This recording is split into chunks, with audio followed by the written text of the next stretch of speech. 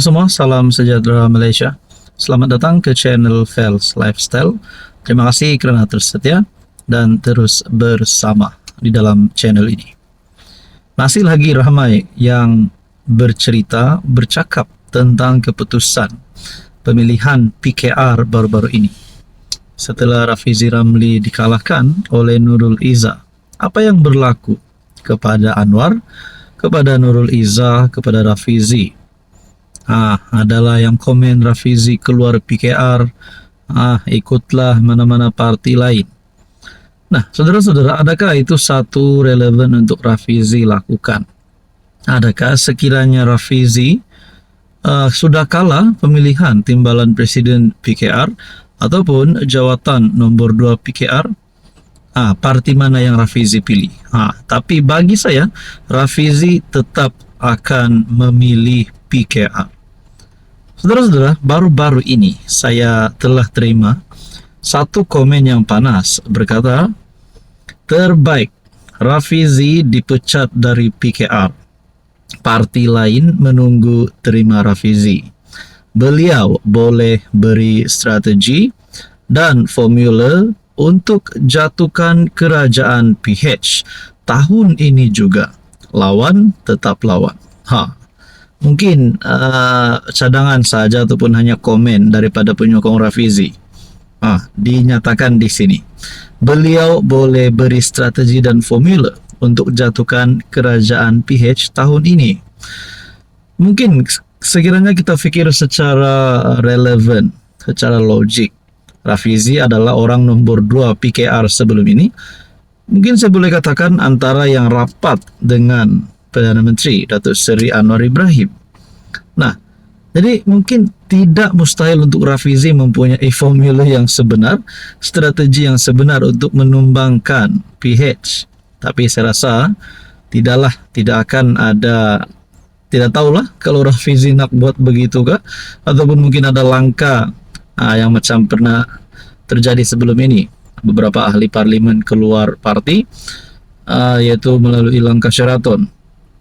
Jadi adakah selepas Rafizi kalah ada lagi langkah untuk selepas ini ada langkah untuk tumbangkan Anwar ke apakah yang diketuai oleh Rafizi? Nah, itu mungkin menjadi pertanyaan, tapi kita dapat lihat mungkin Rafizi tidak akan melakukan perkara sedemikian. Jadi melalui komen ini, adakah Rafizi akan menyertai parti lain? Itu pertama. Yang kedua, adakah Rafizi akan tumbangkan Anwar, tumbangkan PH? Nah, saudara-saudara, apa komen Anda? Halo semua, salam sejahtera Malaysia. Selamat datang ke channel Fels Lifestyle. Terima kasih kerana terus setia dan terus bersama di dalam channel ini. Saudara-saudara, mungkin ada beberapa menteri di dalam kabinet kerajaan perpaduan hari ini yang kita pernah dengar. Mereka ini digesa untuk letak jawatan. Ada pihak yang meminta mereka untuk dipecat. Macam-macam lah. Daripada netizen, daripada mana-mana pihak. Mana-mana menteri yang tidak melakukan kerja dengan baik, sudah pasti ada gesaan terhadap mereka untuk letak jawatan. Walaupun baru-baru ini hangat tentang pemilihan timbalan presiden PKR, pemilihan PKR, ini satu lagi kejutan daripada Pakatan Harapan, kepada Pakatan Harapan. Kali ini menyebut nama menteri DAP. Persatuan Teo Beng Hock tuntut 5 menteri DAP letak jawatan. Maknanya 5 menteri DAP ataupun 5 menteri PH diarah untuk letak jawatan. Kenapa ada gesaan ini untuk mereka letak jawatan? Persatuan Teo Beng Hock untuk Kemajuan Demokrasi menggesa 5 menteri daripada DAP meletak jawatan sebagai tanda protes terhadap keputusan Jabatan Peguam Negara mengklasifikasikan kematian Beng Hock sebagai tiada tindakan lanjut ataupun NFA. Pengerusi persatuan itu, Eng Yap Hua, berkata, para menteri terbabit Anthony Loke, Gobind Singh Dio, Ngakor Ming, Sim Chi Keong, dan Hanayo perlu mengambil tanggung jawab bagi pihak parti itu karena gagal menunaikan janji untuk menegakkan keadilan untuk Beng Hok, Persatuan Teo Beng Hok untuk Kemajuan Demokrasi. Percaya bahwa pemimpin DAP tidak seharusnya berselindung di sebalik alasan tanggung jawab bersama kabinet tanpa mengambil sebarang tindakan. Politik adalah seni segala mungkin, dan DAP boleh menggunakan kekuatannya sebagai parti terbesar dalam gabungan pemerintah untuk mendesak agensi penguatkuasaan agar membongkar kebenaran dan menegakkan keadilan untuk Beng Hok, kata Eng dalam satu kenyataan. Lok yang kini merupakan setiausaha agung parti bertanggung jawab menganjurkan majelis memperingati mendiang Beng Hok ketika memegang jawatan Ketua Pemuda.